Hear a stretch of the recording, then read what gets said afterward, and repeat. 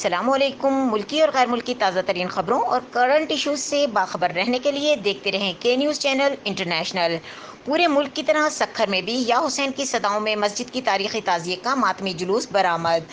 ماتمی جلوس میں اندرون سندھ سے ہزاروں عزاداروں کی شرکت۔ زنجیر زنی اور نوحہ خوانی ماتمی جلوس میں علم تعزیے اور ذوالجناح بھی شامل تھے۔ جگہ جگہ طبی امدادی کیمپ، عزاداروں کے لیے سبیلیں، لنگر و نیاز کا اہتمام بھی کیا گیا تھا۔ سکھر کے علاقے میں حضرت امام حسین اور ان کے دیگر رفقا کے کربلا کے میدان میں دی گئی قربانی کی یاد میں تاریخی مسجد کے نام سے منسوب جلوس برآمد ہو گیا۔ تعزیے کے علاوہ دیگر علم ذوالجناح بھی شامل تھے۔ جلوس شہر کے دیگر علاقوں سے ہوتا ہوا رات دیر گئے پیر ڈٹھل شاہ کے قبرستان میں اختتام پذیر ہوا۔ ماتمی جلوس کے موقع پر سکھر کی سڑکیں، گلیاں اور محلے سیاہ کپڑوں میں ملبوس عزاداروں سے بھر گئی اور ہر طرف سے یا حسین کی صدائیں اٹھ رہی تھیں۔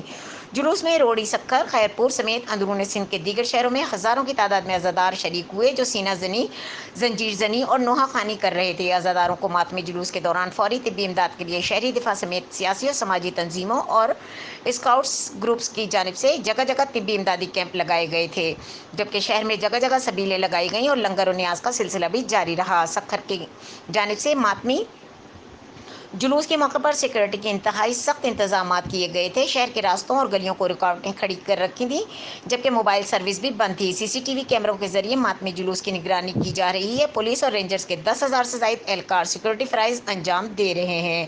مزید خبروں اور اپڈیٹ کے لیے دیکھتے رہیں کے نیوز چینل انٹرنیشنل۔